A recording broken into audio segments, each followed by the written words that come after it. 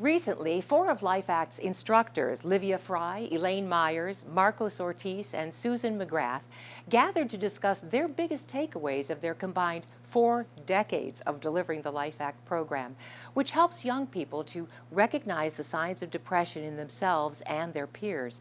Well, they've taught tens of thousands of students right here in Northeast Ohio. Their reflections are heartwarming and give credence to the value of your support to the LifeAct program.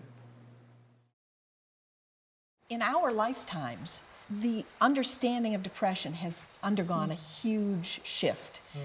When I was in graduate school, to become a therapist, I was taught that if you had depression, it was because you had the wrong attitude. Oh, wow. And my job as a therapist was to help you change your attitude. That's what therapy was all about, to change your attitude. Exactly. Wow. And it was only going to work if the person really wanted to change.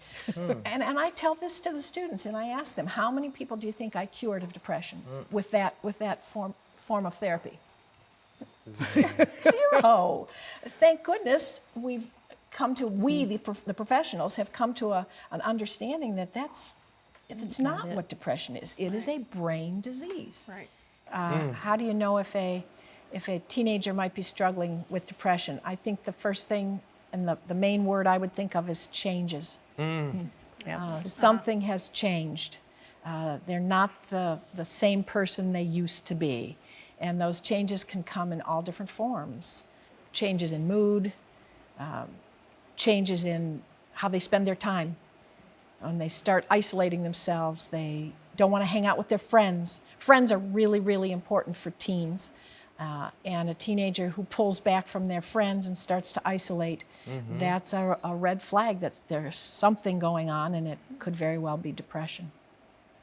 Yeah, I'll add to that. I think oftentimes kids who have changed will go to alternate substances. They may start smoking where they didn't smoke, or using marijuana, or drinking alcohol in excess, because they don't like the way they feel, and they want to feel different. They want to feel how they used to feel. I think one of the things I learned recently at a seminar we were all attending virtually was that there are some rather natural changes like in interests, like it would be natural to not be interested in Barbie dolls, but this. And so for a parent or for an adult who's concerned about somebody, just think about that as you look at some of the changes in interest in particular. And not liking to do the things that they would normally like to do. So if they were in the drama club and loved performing, all of a sudden they don't want to do that anymore. Or they quit the football team or quit the swim team. That's not a growing up change. No, oftentimes kids lose interest in things, and that's normal. But if they really love something and all of a sudden shut down, that's showing that something's wrong. It's why it's so important for us to get in there, give them the information, because many times they're going through these changes that you guys are mentioning, but like you said, they don't know exactly what's happening.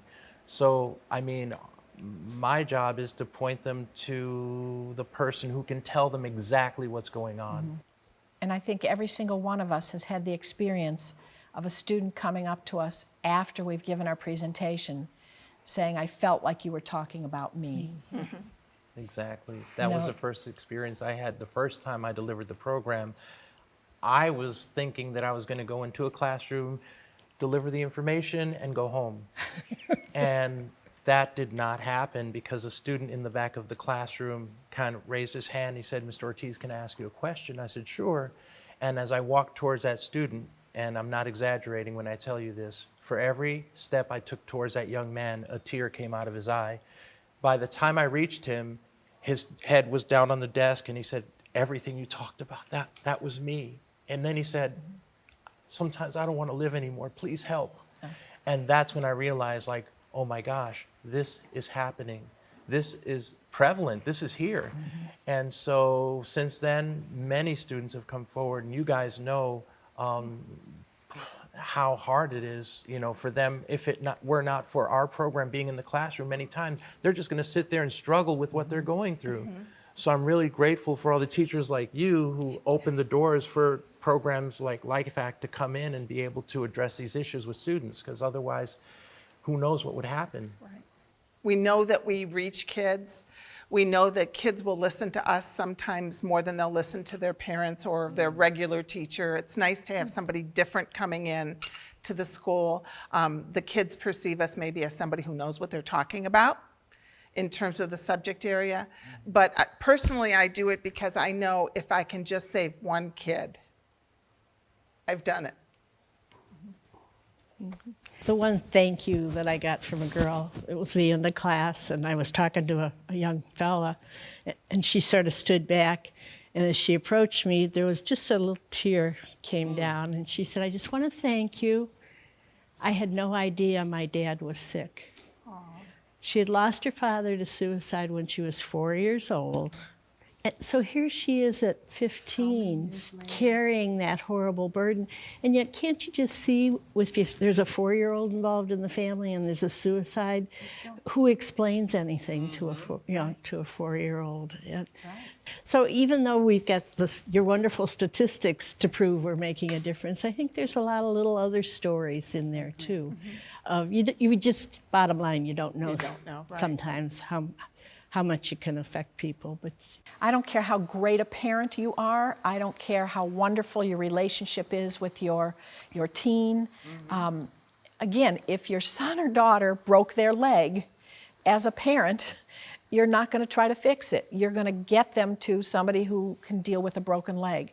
And it's the same way if you think your son or daughter is going through something that could possibly be depression, you get to a professional.